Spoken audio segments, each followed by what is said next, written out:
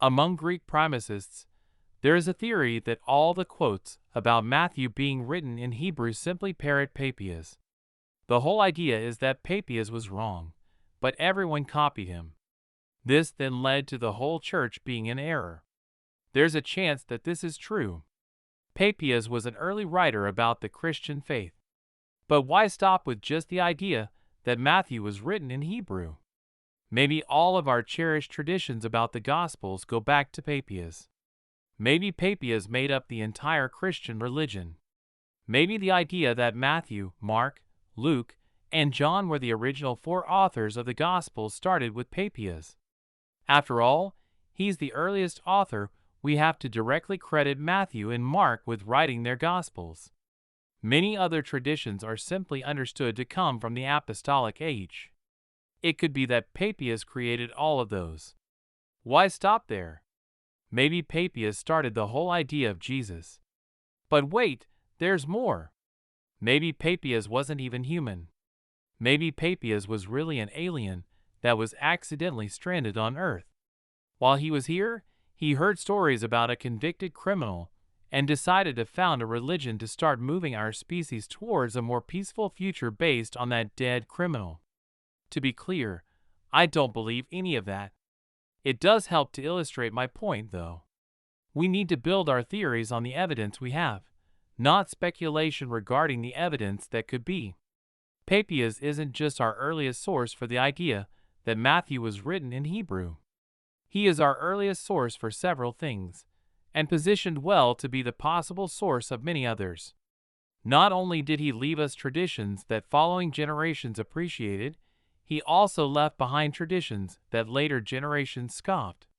Papias seems to have been one of the few in the second generation of Christian leaders with both the skills and the time to put things down in writing.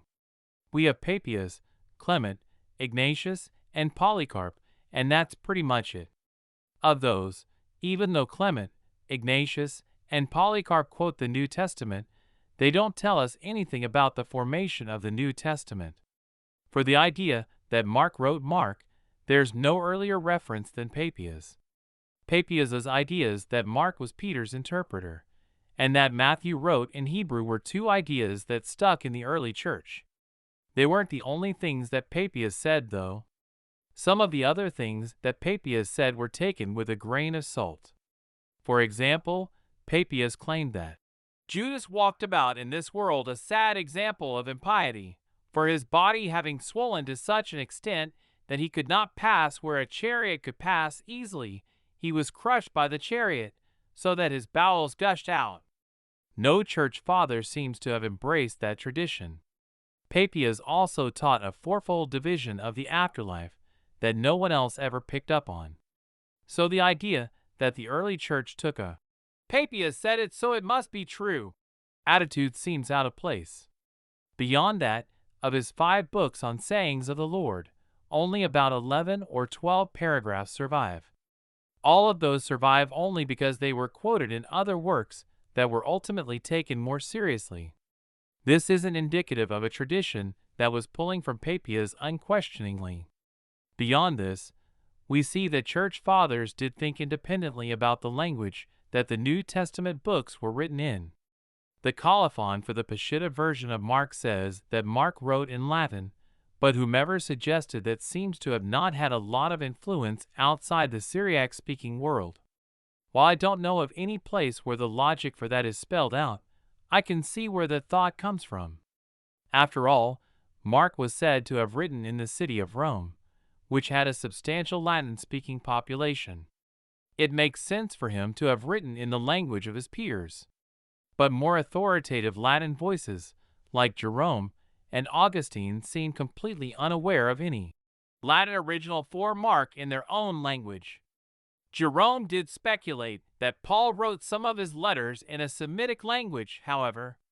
In Illustrious Men, when discussing the authorship of Hebrews, Jerome says, "He being a Hebrew wrote Hebrew, that is his own tongue, and most fluently, while the things which were eloquently written in Hebrew were more eloquently turned into Greek, and this is the reason why it seems to differ from other epistles of Paul." A similar but somewhat less certain version of this sentiment is expressed in his preface to Paul's letters. This theory seems to have started and stopped with Jerome, though. So if the Church Fathers had reason to suspect that Papias was wrong about the original language of Matthew, they were in an environment conducive to expressing those doubts. The ancients were also not less adept at detecting when something is a translation than modern critics. As an example, the Wisdom of Solomon was widely known not to be written by Solomon exactly because it was written in Greek.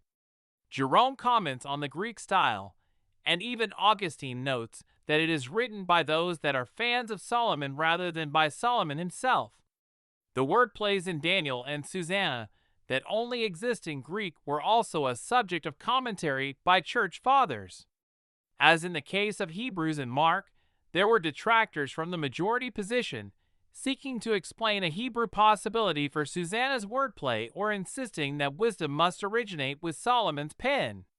They, like the mirror theories in Mark and Hebrews, were always a minority, though.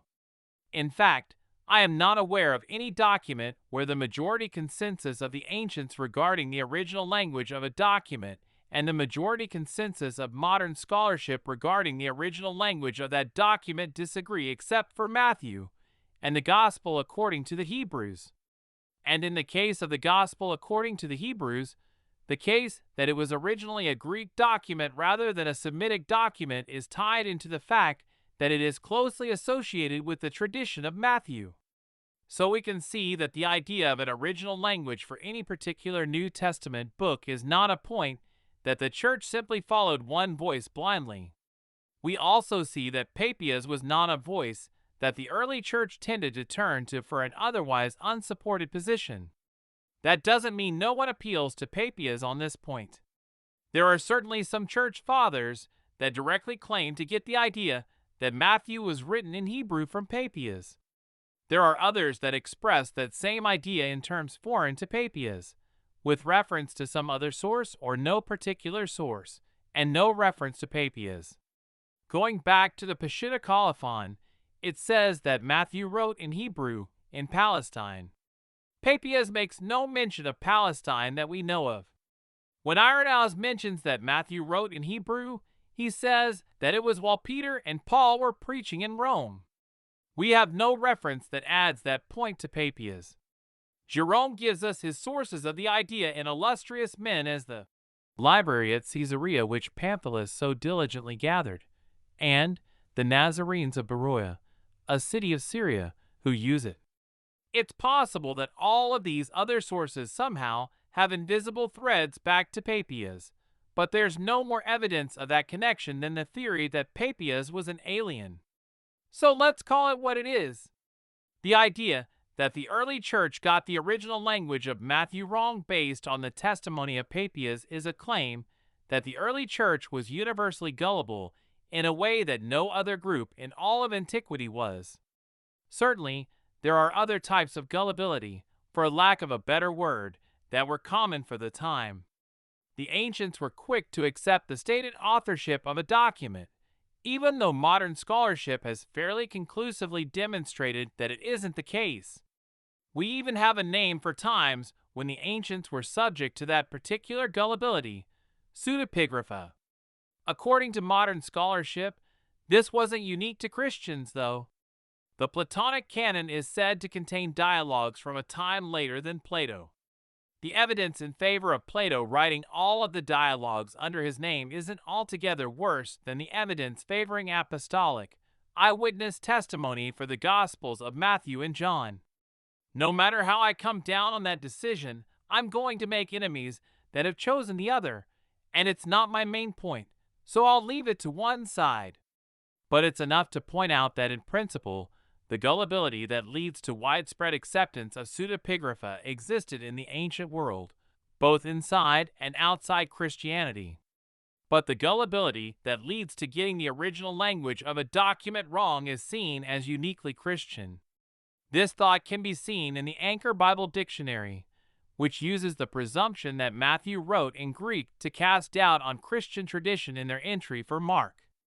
They first lay out the claim of the early fathers that Mark, the companion of Peter, wrote the second gospel, and then go on to say, while this tradition sounds straightforward enough, there are several reasons why one probably ought not take it at face value.